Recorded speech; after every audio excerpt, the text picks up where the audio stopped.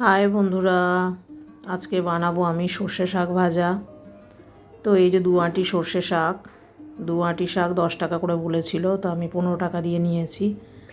তো শাকটা আগে বাজার করে এসে আমি ধুয়ে নিয়েছিলাম ভালো করে, তারপরে কাটলাম কুচি কুচি করে বটি দিয়ে কোচাতে আমার সুবিধা হয়, তার জন্য বটি দিয়ে কোচালাম। কুচিয়ে আমি আবার ফ্রেশ করে জলে ধোবো। প্রথমে বাজার থেকে সবজি এনে যেরকম ধুয়ে নেয় তেমনি ধুয়ে নিয়েছি, তারপরে কেটে আবার ভালো করে বেশি করে জল গামলায় নিয়ে শাকগুলো ভিজিয়ে রাখবো 2-4 মিনিট, তারপরে আলাদা করে চুবড়িতে ছেঁকে তুলে নেবো, যাতে একটাও বালি না থাকে, কারণ শাকে বালি থাকলে খাওয়ার সময় দাঁতে লাগে, অস্বস্তি হয়, খাওয়াটা উচিত নয়। তো আমার 2 আঁটি শাক কোচানো হয়ে গেল। কিছুটা মূলো শাকের মতো এটা। মূলো শাকটা যেমনি একটু শক্ত টাইপের হয়, সর্ষে শাকটা নরম। এই যে দেখুন আমার শাক রেডি। আর শাকে আমি দেবো কাঁচা লঙ্কা, রসুন থেঁতো করে, আর পেঁয়াজ আধখানা দেবো ফোড়নে, আর বড়ি দেবো ভেজে নিয়ে একটু নামানোর আগে। তো এবারে আমি শাক ভাজাটা বসাবো। বড়িটা ভেজে নিলাম, 6টা বড়ি দিয়েছি এখানে।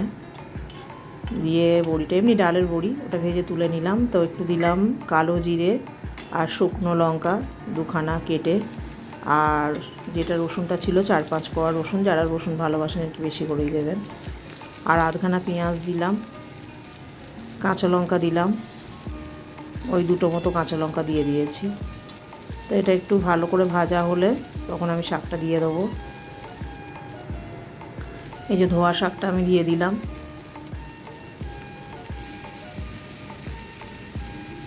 মূলো শাকটার গায়ে কাঁটা কাটা হয়, আর টেস্ট কিছুটা একই হয়। আর এই শাকটা হচ্ছে একটু কাঁটা কাটা হয় না, একটু নরমের মধ্যে হয় আর কি। তো দিয়ে দিলাম আমি, এখানে আমি দিয়েছি, দেবো এবার নুন, হলুদ আর চিনি। শাকটা দিয়ে কিছুটা চাপা দিয়ে রাখতে হবে যতক্ষণ জলটা বেরোবে শাক থেকে। জলটা একটু স্লাইড কমে এলে তখন আমি হলুদটা আর নুন চিনিটা দিয়ে দিলাম। এবার আমি যেরকম শাক পাতারে বেশি করে একটু মিষ্টি দিই, ভালো লাগে আমার, মিষ্টি ছাড়া খেতে পারি না। যেরকম যে কোনো শাকের চচ্চড়ি, ডাঁটা চচ্চড়ি, এগুলোতে আমি মিষ্টি দিই। যারা মিষ্টি খাবেন না তারা দেবেন না, তাহলে একটু তেতো তেতো লাগবে, আর মিষ্টিটা দিলে আর একটু টেস্টি লাগবে, এই হলো কথা।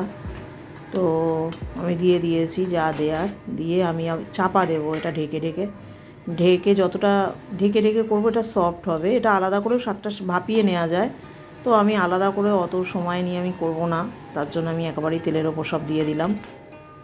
অনেকে এতে সবজি দিতে পারেন আলাদা করে চচ্চড়ি ফচ্চড়ি করে। তো আমি বড়িগুলো ভেঙে নিলাম, বড়িগুলো গুঁড়ো করে নিয়েছি, মানে খুব গুঁড়ো না, আধ ভাঙা করে নিয়েছি। শাকটা নামানোর জাস্ট একটু আগে বড়িটা দিয়ে দিলাম, যাতে বড়িটা একটু ক্রাঞ্চি থাকবে, একদম সফট হয়ে যাবে না, মুখে শাক ভাজাটা খাওয়ার সময় মুখে পড়বে।